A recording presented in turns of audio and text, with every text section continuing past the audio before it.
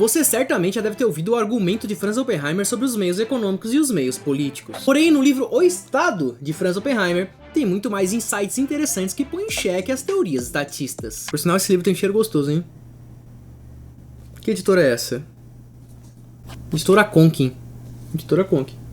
Oi, eu sou o Henry e seja bem-vindo a mais um vídeo da Universidade Libertária. E nesse vídeo nós vamos trazer um assunto extremamente importante ao debate público atual. Você já deve ter ouvido aquela frase de que sem moeda, sem capitalismo, e sem Estado, sem moeda.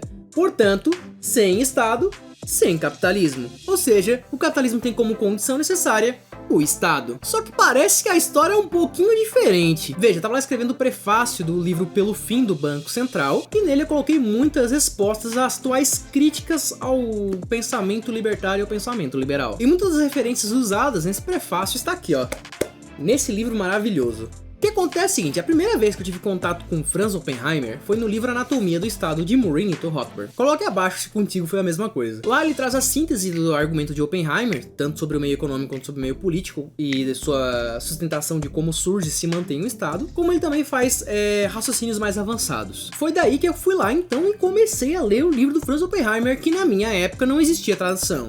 Obrigado, editora Conkin. E muitos insights me vieram à mente na época, só que um deles me passou despercebido e eu só pude perceber enquanto estava escrevendo o roteiro do documentário sobre a maior máfia da história. E se você não viu esse documentário, meu amigo, fica chateado com você, hein? E esse insight que eu tô dando pra vocês é a demonstração histórica de que a moeda não surge através do Estado, como muitos alegam por aí. Para que você possa declarar com mais tranquilidade, você pode dizer que não necessariamente a moeda surge do Estado. E isso em si já corrompe muitas teorias estatistas que existem por aí. O que acontece é que para muitos economistas, algumas contribuições sobre a teoria monetária são um pouco vagas e como não tem muito referencial histórico, portanto deveria ser descartado. Um grande abraço ao Graeber. Só que tem um porém, talvez não intencionalmente, mas no livro O Estado de Franz Oppenheimer, ele acaba demonstrando que o Estado, na sua origem e na sua formação, negligenciou por muito tempo a economia monetária. Preferiam os recursos de economia natural, como diria o Franz Oppenheimer, ou seja, gado, terra, escravos e assim por diante. Ou seja, basicamente já existia, né?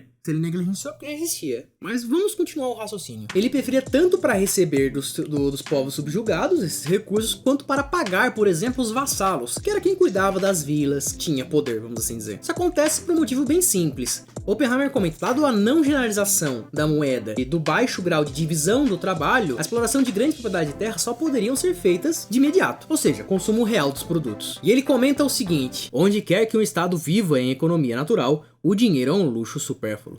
Tão supérfluo que uma economia desenvolvida para o uso do dinheiro retrocede novamente para um sistema de pagamentos em espécie, assim que a comunidade volta à forma primitiva. Tal sistema pode muito bem prescindir do dinheiro como padrão de valores, uma vez que não possui relações e transações desenvolvidas. Os inquilinos do senhor fornecem como tributo as coisas que o senhor e seus seguidores consomem imediatamente. Um outro contexto histórico que muitos historiadores deixam passar é que os nômades terrestres obtinham seu recurso através da força e não através da troca. E a forma como eles se financiavam era através desses recursos que os seus povos que eram subjugados forneciam a eles, que a gente conhece hoje como tributos. Ora, se ele obtém os recursos à força, por qual motivo ele vai criar uma moeda que serve para não precisar ter a coincidência de desejo no ato da troca? Simples, não há essa necessidade. Esta é uma necessidade única e exclusivamente na época dos camponeses.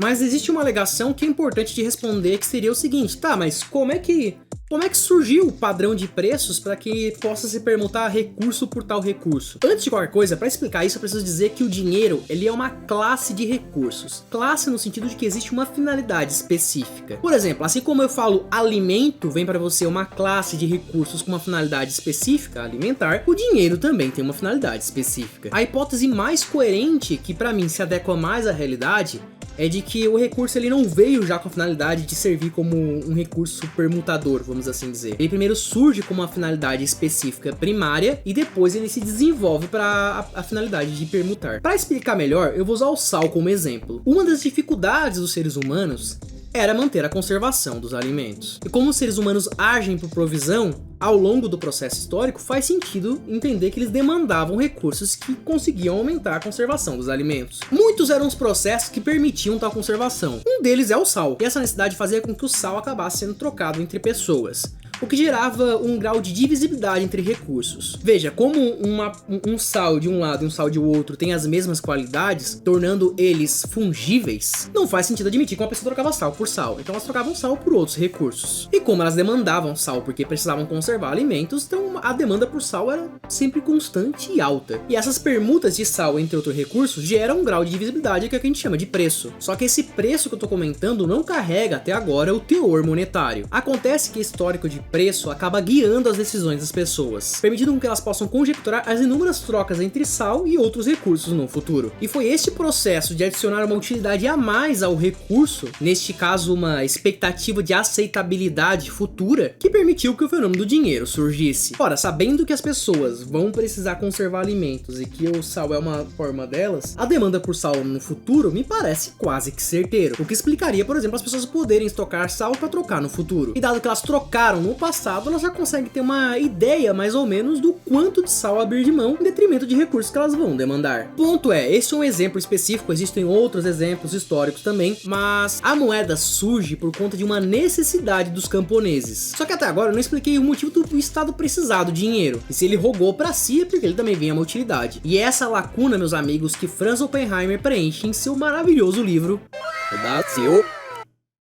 Realmente tem cheiro bom esse livro, vou ser sincero, hein? E a necessidade do Estado adquirir a economia monetária era única e exclusivamente sobrevivência. Veja que até então a coroa ou os nômades terrestres, eles não tinham outro recurso que não os recursos naturais que eu comentei agora há pouco. Só que seus vassalos precisavam ser pagos, né, meus amigos? Então eles pagavam com o quê? Com gado e terra. Isso significava para a coroa uma divisão da fração do seu poder. Ou seja, em última instância ela perdia poder em detrimento dos vassalos para poder conseguir explorar mais e mais pessoas. Só que os vassalos não são bobos, né? Percebendo isso, eles sempre acabavam tendo um poder de barganha maior contra a coroa, exigindo cada vez mais recursos. E foi justamente, como aponta Oppenheimer, a moeda que salvou o Estado. Na verdade, se for para pensar, é sem moeda, sem Estado, né? Oppenheimer comenta o seguinte: a consequência da invasão do sistema monetário é que o governo central se torna quase onipotente, enquanto os poderes locais são reduzidos à completa impotência. Os vassalos indisciplinados, que antes faziam tremer os reis fracos, após uma breve tentativa de governo conjunto durante o tempo do estado estamental, transformaram-se em cortesões flexíveis, implorando favores nas mãos de alguns monarcas absolutos, como Luís XIV. O fato é que o sistema de pagamentos em dinheiro fortaleceu o poder central de forma tão poderosa e imediata que, mesmo sem a interposição da sublevação agrária, qualquer resistência da nobreza fundiária teria sido sem sentido. E o que nós podemos concluir de tudo isso? Ora, como nós explicamos no nosso vídeo das 4 condições para um recurso ser um recurso econômico, uma das condições é que o recurso ele tem uma utilidade esperada. Para os camponeses, a previsibilidade de permuta futura. E essa previsibilidade não surge do nada, como muitos tentam acusar que liberais admitem. Ela surge através de um longo processo de troca que surge por conta da valorização intersubjetiva no ato da troca. Os nômades terrestres raramente permutavam, eles obtinham seus recursos através da força. Então eles não tinham a necessidade de um recurso que servisse como um meio de troca. Essa necessidade só surge quando ele começa a perceber que está perdendo poder por ter que abdicar de recursos naturais, terras, escravos e gados, em detrimento de seus vassalos para conseguir continuar explorando as pessoas. Portanto, não. O escambo não é um mito e não surge com o Estado. E como Oppenheimer coloca em seu livro, primeiro os meios econômicos se desenvolvem apesar do Estado, e toda inovação que o Estado tem é sempre para manter o seu poder em dia. É isso, professor, um grande abraço e até mais!